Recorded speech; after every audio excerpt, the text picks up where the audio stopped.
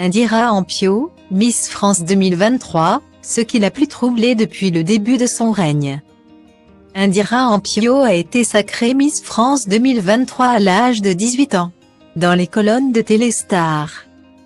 Elle se confie sur les bouleversements que cela a apporté dans sa vie, notamment son retour sous le feu des projecteurs en Guadeloupe.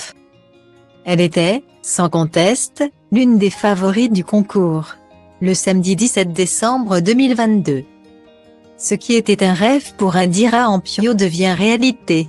La Miss Guadeloupe décroche l'ultime couronne et est sacrée Miss France 2023.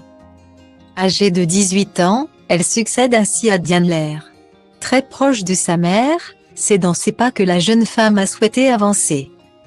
En effet, Béatrice Téjou s'était présentée à Miss Guadeloupe en 1998. La victoire de sa fille est une forme de revanche. Durant la soirée, Indira Ampio a brillé, tout comme Sylvie Tellier, qui annonçait avec émotion son départ du comité Miss France. Elle expliquait avoir d'autres projets à mener dans sa vie professionnelle et privée. Désormais, Miss France est entre les mains de Cindy Fabre. Devenir Miss France, c'est un job à temps plein.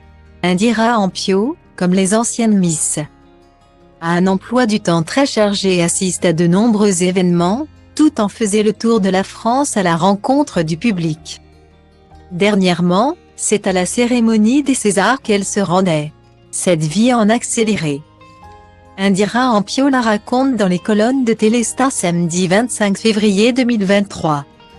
Quand on est Miss France, on prend 10 ans de maturité en un an, il paraît.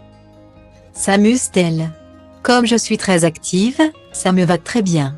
Je n'ai pas vu passer mes 2 premiers mois de Miss. Guillemets.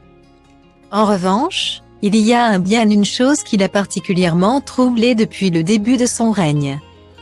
Il s'agit de son retour sur sa terre natale en janvier 2023. C'est ce qui l'a le plus bouleversée. Explique-t-elle au magazine parce qu'elle a reçu un accueil de dingue sur place.